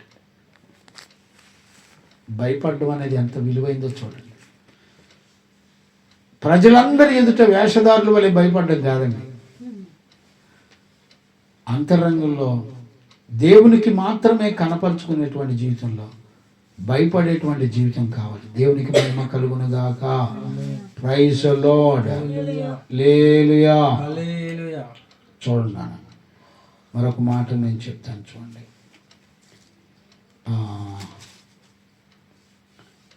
పేతురు పత్రికలో లేకపోతే 1 యోహాను చదువున్నానా, 3:3 చదువున్నానా? 1 యోహాను పత్రిక 3:3 చదవండి.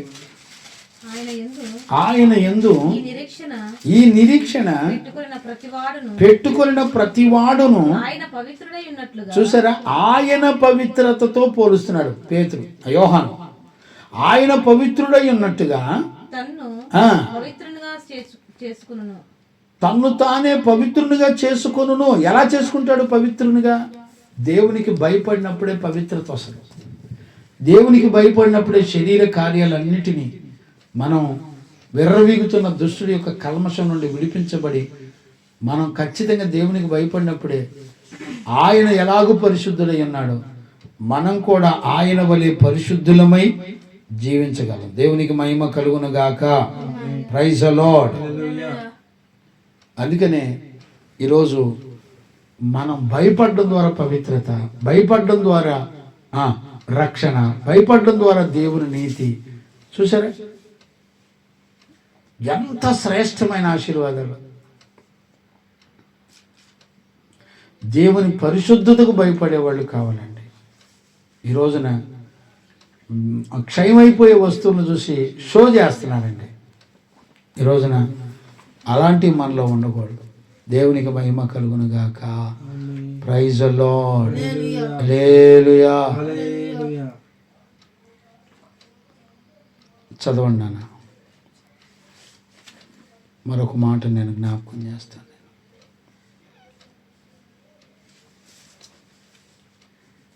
నమ్మే ప్రతివాడు విశ్వాసమును బట్టి అని ఉంటుందండి. రోమపత్రికలో నేను అనుకుంటాను, చూడండి నాన్న.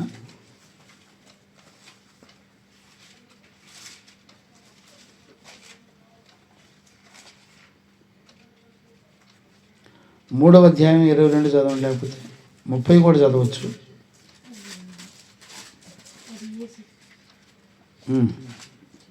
3:22 చదవండి. అది ఆ, యేసుక్రీస్తు నందలి యేసుక్రీస్తు నందలి విశ్వాస మూలమున్నది ఆ, నమ్ము వారందరికి కలుగు దేవుని నీతి అయి ఉన్నది. ఇప్పుడు చూడండి, ఇప్పుడు దేవుని నీతి అనేది, లేకపోతే దేవునికి భయపడడం అనేది నమ్మకం ద్వారా జరిగింది. Praise the lord. గమనించారా? అంటే ఇప్పుడు దేవుని గురించినటువంటి సంగతులు, ఆయన భయంకరుడని, ఆయన పరిశుద్ధుడని, ఆయన తీర్పు తీర్చేవాడని నిత్యము మనం దేవునికి భయపడుతూ ఉండాలి. Praise the lord. Hallelujah. Hallelujah. అర్థమైందండి? అప్పుడు మాత్రమే పరిశుద్ధత మనలో సంపాదన చేయగలుగుతుంది. బిడ్డలారా, భయపడడం అనేది పరిశుద్ధత అనే సంగతి మనం గుర్తుపట్టాలండి. ఈరోజు మనం నేర్చుకోవాల్సింది ఏంటంటే, దేవునికి భయపడేటువంటి జీవితం ఒక పరిశుద్ధ జీవితం అనే దాన్ని గుర్తుపట్టాలి. భయపడకుండా ఉండటం వల్ల పరిశుద్ధత మనలో సంపూర్ణం చేయబడదు. ఒక రోజున మనందరం వదిలిపెట్టబడతాం. అందుకనే ఒక్కరిద్దరు కూడి ఉన్న చోట నేను ఉంటానంటే అర్థం ఏంటో తెలుసా? పరిశుద్ధత అక్కడ ఉంటుంది. పరిశుద్ధత ఉన్నప్పుడు అది తీర్పు కూడా తీర్చిద్దని భయపడాలి. 2-3 కూడి ఉన్న చోట మనతో ఆయన ఉన్నప్పుడు ఆయన పరిశుద్ధుడిగా మన మధ్యలో దిగొచ్చాడని భయపడాలి. ఈ రోజున భయపడి ఆయన ఇచ్చిన రక్షణ, ఆయన నీతిని మనందరం సంపాదించుకున్నాడు. లేకపోతే ఆయన ఇచ్చిన రక్షణ మనం పొందలేము. అందుకని చూడండి, మనం మూలవాక్యంలోకి వెళ్దాం. వెళ్ళండి నాన్న, మూలవాక్యంలోకి వెళ్ళండి. ఎఫెసీ పత్రిక 5వ అధ్యాయం 22 నుంచి చదివినా, 21, 22 కంటిన్యూ చేయి. క్రీస్తు నందలి భయముతో ఒకనికొకడు లోబడి ఉండండి. ప్రియులారా, ఇప్పుడు చూడండి, లోబడి ఉండండి అని ఒకరినొకరు అని చెప్పిన తర్వాత ఎవరిని చూపిస్తున్నాడు? స్త్రీని, సంఘానికి శిరస్సు అయినటువంటి పురుషుణ్ణి చూపిస్తున్నాడు దేవుడు. గమనించారా? ఒకరినొకరు అంటే ఎక్కడి నుంచి ప్రారంభం అవ్వాలి? కుటుంబంలోనే అది ప్రారంభం అవ్వాలి. భార్యాభర్తల దగ్గర నుంచే ప్రారంభం అవ్వాలి. అక్కడి నుంచి ఎక్కడ స్టార్ట్ అవుద్ది? వాళ్ళ గర్భంలో పుట్టిన బిడ్డలు వాళ్ళ సంతానాలు మొత్తం అదే క్రమం ప్రకారం లోబడతారు. ఇప్పుడు మన దగ్గరే లేనప్పుడు ఇంకా వాళ్ళు ఎట్లా లోబడతారు? అందుకని కుటుంబ వ్యవస్థ ఈజ్ఈక్వల్ టు సంఘము ఈజ్ఈక్వల్ టు కుటుంబ వ్యవస్థ. ఇప్పుడు అందుకనే ఆయన డిక్లేర్ చేసి చెప్పాడు, స్త్రీలారా ప్రభువునకు వలె మీ సొంత పురుషునికి. చూడండి, ప్రభువునకు వలె అంటే అర్థం ఏంటి? దేవుని యొక్క చట్టం, ఆయన చట్టంలో ఆయన ఎట్లాంటి పరిశుద్ధుడో అదే పరిశుద్ధత నీలో నువ్వు నమ్మి నీ మనస్సాక్షిలో పరిశుద్ధతకు భయపడితే నువ్వు వెంటనే నీ భర్తకు లోబడతావు. ఎందుకని? నీ భర్త పట్ల దేవుని యొక్క రక్షణ సిద్ధపరిచి ఉంది. ఒకవేళ నీకంటే ముందుగా అతన్ని కనికరించవచ్చు. అందుకని ఆ రక్షించబడ్డానికి కొరకు మనం లోబడి తగ్గించుకొని ఆత్మను కాపాడుకోవడానికి లోబడి ఉంటారు. దేవునికి మహిమ కలుగును గాక. లోబడి ఉండడి. క్రీస్తు సంఘమునకు శిరస్సై ఉన్న లాగున పురుషుడు కూడా భార్యకు శిరస్సై ఉన్నాడు. చూడండి, శిరస్సు లేకుండా మొండెం ఏదైనా పని చేయగలుగుద్దండి? ఏ పని చేయలేదు. అందుకనే ప్రభు మనతో మాట్లాడేది ఏంటంటే, శిరస్సు ద్వారానే ప్రతి ఆలోచన రావాలి. అందుకనే పురుషుడు ఏం చేయాలంటే దేవునికి భయపడే జీవితం కలిగి ఉండి లోబడినప్పుడు దేవునికి అదే కొలత. నువ్వు దేవునికి భయపడి లోబడ్డావు కనుక నీ భార్య కూడా నీకు భయపడి లోబడింది. భార్య భర్తలిద్దరూ దేవునికి భయపడి లోబడ్డారు కనుక వాళ్ళ పిల్లలు కూడా దేవునికి భయపడి లోబడతారు. అందుకనే పురుషుడా, నువ్వేం విత్తుతావో అదే పంట నీ ఇంట్లోకి వస్తుంది. యజమానుడు ఏది విత్తుతాడో అదే పంట మన ఇంట్లోకి వస్తుంది. ఆ పంటలతో మన ఇంటిలో బాధి తినాలి, అందరూ తిని బతికేది. నువ్వు శరీరాన్ని బట్టి విత్తితే శరీరం అనే క్షయమయ్యే పంటను కోస్తావు. ఆత్మను బట్టి విత్తితే అక్షయతోనే పంటను కోస్తాం. ఈ రోజున దేన్ని బట్టి మనం విత్తుతున్నామో చూసుకోవాలి. ఇక్కడ ఒకరినొకరు లోబడుటలో దేవుని యొక్క ఆజ్ఞ, లేకపోతే ఆయనకు భయపడిన, పరిశుద్ధతకు భయపడిన తీర్పులకు లోబడి ఒకరినొకరు అప్పగించుకోవాలి. ఇప్పుడు శిరస్సు లేకుండా ఎన్నడూ కూడా మొండానికి విలువ ఉండదు. అందుకనే భర్త దేవునికి భయపడేవాడై ఉండాలి. అందుకనే విశ్వాసి అవిశ్వాసిని చేసుకోకూడదని రాశాడు దేవుడు. విశ్వాసికి అవిశ్వాసికి పొంతనెక్కడా, జోడెక్కడా? అందుకని ఎవరైనా సరే వివాహం చేసుకోవాలంటే ఖచ్చితంగా శిరస్సు అయ్యున్న క్రీస్తుకు భయపడేటువంటి పరిశుద్ధులు చూసుకొని పెళ్లి చేసుకోవాలి. ఆస్తులు, పాస్తులు, ఉద్యోగాలు వాటన్నిటినీ పక్కన పెట్టి మొట్టమొదట దేవునికి భయపడేటువంటి బిడ్డలు, కుటుంబాలు ఎక్కడున్నారో వాళ్ళని ఎత్తుకొని పెళ్లి చేసుకోవాలి. అప్పుడేమవుద్ది? అప్పుడు వాళ్ళు పవిత్రులు అవుతారు, పరిశుద్ధపరచబడతారు, వాళ్ళు దేవుని యొక్క రాజ్యానికి అర్హులవుతారు. గమనించారు? శిరస్సు లేకుండా ఇక బాడీకి ఎలాంటి విలువ ఉండదండి. అందుకనే భర్త ఇప్పుడు కూడా భార్యకు శిరస్సు అయి ఉన్నాడు. క్రీస్తే శరీరమునకు రక్షకుడై ఉన్నాడు. చూడండి, ఇప్పుడు దేవునికి భయపడేవాడంట తన పొరుగు వారి యొక్క ఆత్మలను రక్షించే రక్షకుడు అవుతాడు. Praise the lord. హల్లెలూయా. చూసారా? ఆ బంధం అంతా ఎక్కడ పెట్టాడు? కుటుంబంలోనే పెట్టేశాడు దేవుడు. ఇప్పుడు కుటుంబంలోనే తన పొరుగు వారిని రక్షించుకునేటువంటి కెపాసిటీ ఉండాలి. ఇప్పుడు చెప్పండి, ఉన్నాయండి? ఈ రోజున ఎవరో వచ్చి రక్షిస్తారని ఎదురు చూస్తున్నారు. అందుకనే యేసు ప్రభు కూడా ఏమన్నాడంటే, సేవకుడు మొదట తన కుటుంబాన్ని ఏలాలి, రక్షించుకోవాలి. తన కుటుంబాన్ని, బిడ్డల్ని రక్షించుకోలేనోడు సంఘముని ఎలా ఏలతాడు? చూసారా? ఈ రోజున ఆయనేమో దైవజనుడు, పిల్లలేమో రోడ్లేమంటే బేకారోళ్ళగా ఆస్తుల్ని, డబ్బుల్ని సంపాదించుకుంటూ తిరుగుతూ ఉంటారు, ఉద్యోగాలు చేసుకుంటూ తిరుగుతూ ఉంటారు. ఈయనకేమో ధర్మశాస్త్రం కావాలి, కొడుకులకి ఏమోనండి దేవుని చట్టం కావాలిగా అంటున్నారు. దేవుని చిత్తం కావాలిగా అంటున్నారు. ఏమంటే పరిశుద్ధ జీవితం చేయడానికి దేవుడు నిన్ను పిలిచెను అనే మాట అబద్ధం అండి. అంటే నిన్ను పిలిచిన దేవుడు నీ పిల్లల్ని పిలవడండి. రక్షించబడి మారు మనసు పొందిన ప్రతి ఒక్కళ్ళ పిల్లల్ని దేవుడు అంటాడు, ఒక్కరిని గాను ఇద్దరిని గాను నేను మిమ్మల్ని నాజీరు చేసుకున్నానని చెప్పాడు ఇశ్రాయేలు ప్రజలతో. ఆమోసు 2:11 రాసింది అదే మాట. చదవండి కావాలంటే. ఆమోసు పుస్తకం 2వ అధ్యాయం 11వ వచనం చదవండి.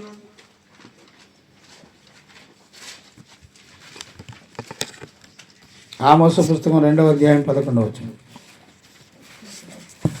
మరియు మీ కుమారులలో కొందరిని మీరు అన్నాడా? మీరు అంటే ఎవరు? అందరూ రక్షించబడిన ఇశ్రాయేలు సమాజం మొత్తం.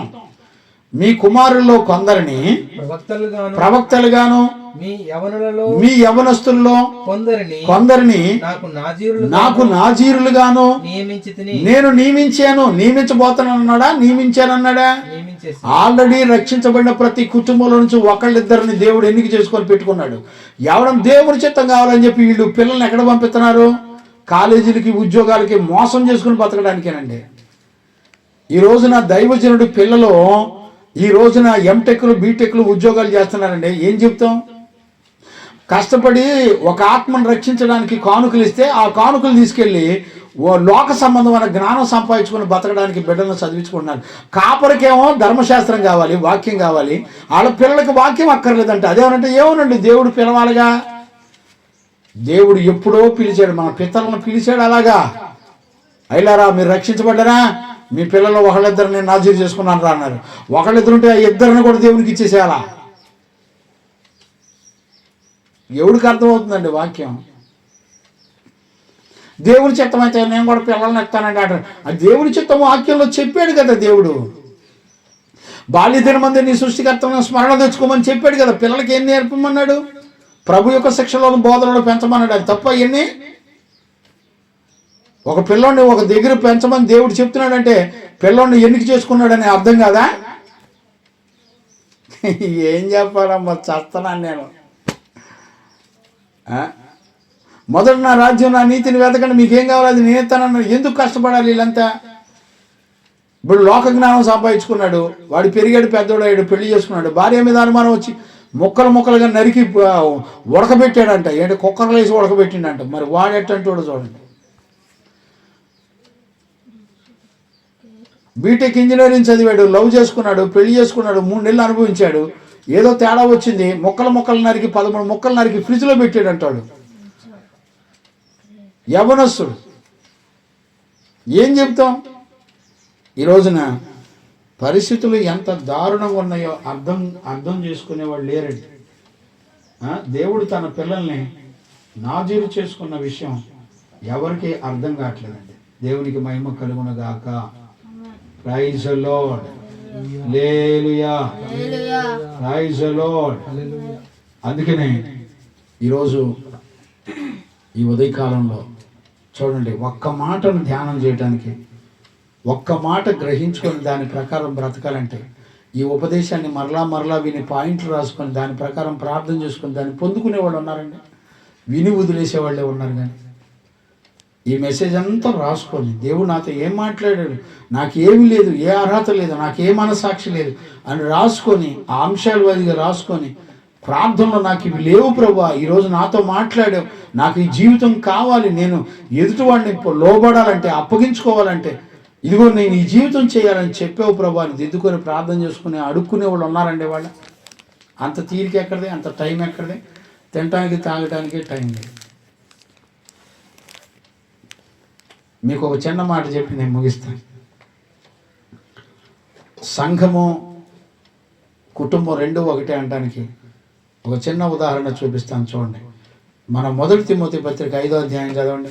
మీకు ఆల్రెడీ రాత్రి కూడా మాట గుర్తు చేశాను, మీకు మరలా గుర్తు చేస్తాను. చూడండి, ఒక మాట చెప్పి నేను ముగించేస్తాను, టైం అవుతుంది. 5:1 నుంచి చదువునానా. వృద్ధుని గద్దెంపక భావించి హెచ్చరించండి. అన్నదమ్ములని యవనులను తల్లులని వృద్ధ స్త్రీలను అక్క చెల్లెండ్రని యవన స్త్రీలను హెచ్చరించుము. నిజముగా అనాథులైన విధవరాలను. సరే, ఎన్ని చదువుకోండి, 5వ అధ్యాయం 6వ అధ్యాయం మీరు తర్వాత చదువుకోండి, చాలా విషయాలు ఉంటాయండి. అక్కడ 5వ అధ్యాయం 3 నుంచి, అదే 5-6 వచనాల నుంచి 17వ వచనం దాకా భర్త లేని స్త్రీల గురించి మాట్లాడతాడు. ఇప్పుడు చూడండి, ఒక సంఘంలో కాపరి ఎలాంటి రిలేషన్ కలిగి ఉండాలో చెప్తున్నాడు. చూడండి, సంఘంలో తిమోతిని ఎట్ట ఉండమని చెప్తున్నాడు పౌలు. బాబు, నీకంటే పెద్దోళ్ళు వాళ్ళు తండ్రులని ఊరికే గద్దించి వదిలేసి ఏమనమాక. నీకంటే పెద్ద తల్లులు తండ్రులుగా భావించు. యవనస్తుల్ని నీ తోటి సహోదరులు అక్క చెల్లెలని భావించు. వాళ్ళందరూ పవిత్రులుగా ఉండాలని నువ్వు కోరుకో. ఎవరికి చెప్తున్నాడు? కాపరికి చెప్తున్నాడు, తిమోతికి చెప్తున్నాడు ఈ విషయం. ఇప్పుడు చూడండి, అలా రిలేషన్స్ కలిగి నడిపించబడేది ఏంటిదంట? సంఘము. దేవుని సంఘంలో మీరందరూ ఇలా ఐక్యత కలిగిన వాళ్ళై ఉండండి అని చెప్పాడు.